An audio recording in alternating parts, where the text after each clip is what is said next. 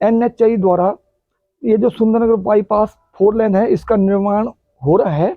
इन्होंने अलाइनमेंट बदल दी, एरिया है, बस स्टॉप बनेगा और ऐसे मुझे लारे लगाते रहे।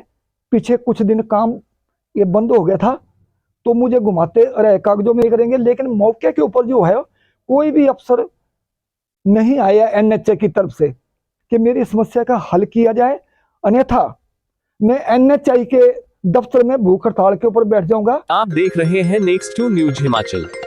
एनएचआई के 4 लेन के निर्माण में सुंदरनगर के एक और किसान के शिकार होने का मामला सामने आया है। किसान 4 लेन की अलाइनमेंट बदले जाने की ठगी से शिकार हुआ है।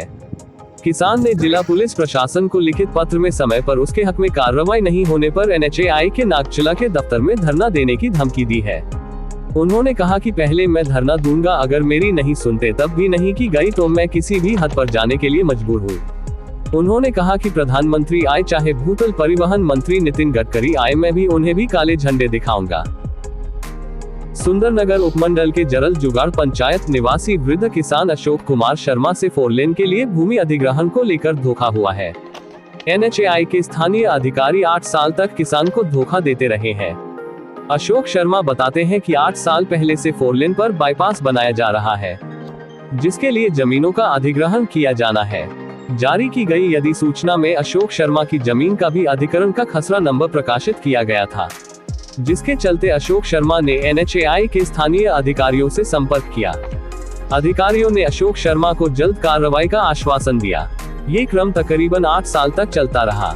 उन्हें बार बार मांग करने पर कार्रवाई का भरोसा दिया जाता रहा है, जिस कारण अशोक कुमार और उनका परिवार अपनी जमीन जायदाद पर कोई नया निर्माण नहीं कर पाए और न ही कोई अन्य कमाई का कारोबार आदि कर पाए हैं। लेकिन बाद में जब बाईपास का काम शुरू होने लगा तो पता चला कि अन्य लोगों की जमीन ली जा रही है। उन्होंने भी अधिकारियों से इस संबंध में बात की, जिस पर उन्हें बताया गया कि बाईपास की अलाइनमेंट अचानक बदल दी गई है, जिससे उनकी जमीन का अधिग्रहण नहीं किया जाएगा। 8 साल तक इंतजार करने के बाद मिले इस जवाब से अशोक शर्मा के पांव के नीचे से जमीन खिसक गई। वह हैरान हुए, काफी मिन्नतें भी की, लेकिन कोई फायदा नहीं हुआ।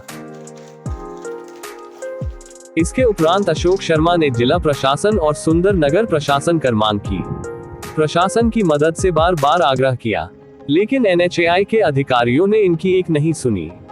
अशोक शर्मा कहते हैं कि 8 साल तक इन्होंने मुझे कुछ भी अपनी जमीन पर करने से यह कहकर रोक रखा कि जमीन का अधिग्रहण किया जाना है।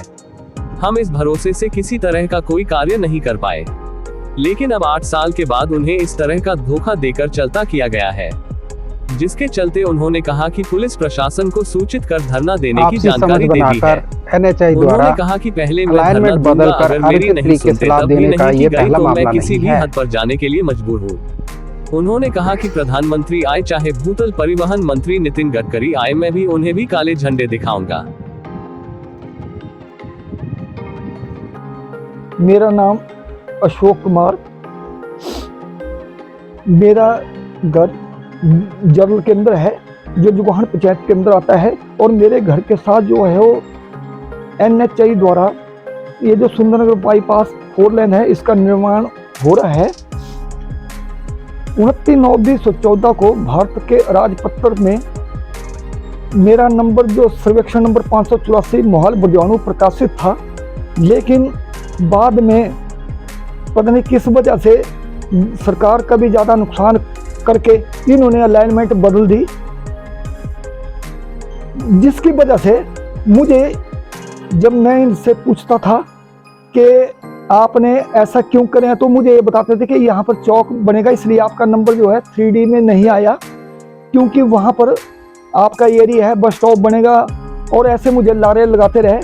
पीछे कुछ दिन काम ये बंद हो गया था तो मुझे घुमाते रहे कागजों में, और मीटिंग जब भी जिला प्रशासन की होती थी तो मुझे ये बताया जाता था कि 1 महीने में हम सुनवाई करे हैं। अभी हाल ही में जून 2019 में जिलाधीश की मीटिंग हुई लंबित मामलों के में, तो उसमें मुझे 1 महीने का समय दिया गया कि हम निगरानी करेंगे, लेकिन मौके के ऊपर जो है कोई भी अफसर नहीं आया एनएचआई की तरफ से, जबकि प्रशासन की तरफ से मुझे पूरा साथ मिलता रहा। जब भी इन्होंने पत्र लिखने तो उनको भी जवाब नहीं देते। मेरे पास इसका रिकॉर्ड है, मंडला आयुक्त से लेकर जिलाधीश जितने भी अफसर एसडीएम वगैरह इस सबके साथ ऐसा करे हैं। और मुझे इन्होंने 73 साल की उम्र में भी बड़ा परेशान किया और मुझे आश्वासन ये देते रहे, लेकिन 8 साल के बाद मुझे अब लगे बोलने के आपका नंबर 3A में था, 3D में नहीं लिया गया। अभी गोल मोल जवाब लगे देने, प्रशासन को कुछ और जवाब देते हैं, मुझे कुछ और। लेकिन चाहिए तो ये था कि मौके के ऊपर उसी टाइम आते और समस्या हल हो जाती, भाई लेना कि नहीं। तो लेकिन इन्होंने ऐसा नहीं किया और मेरे साथ जो बड़ी ज्यादती की और मैं मानसिक रूप से बड़ा परेशान हूँ। और पहले मैंने घर की मुरम्मत नहीं कराई क्योंकि मैंने अधिसूचना का पालन किया, तो लेकिन बाद में मैंने उसकी जब मरम्मत कराई तो जो पैसा मेरा 2016 में खर्च होना था, बाद में वो महंगाई की वजह से बहुत ज़्यादा लगा।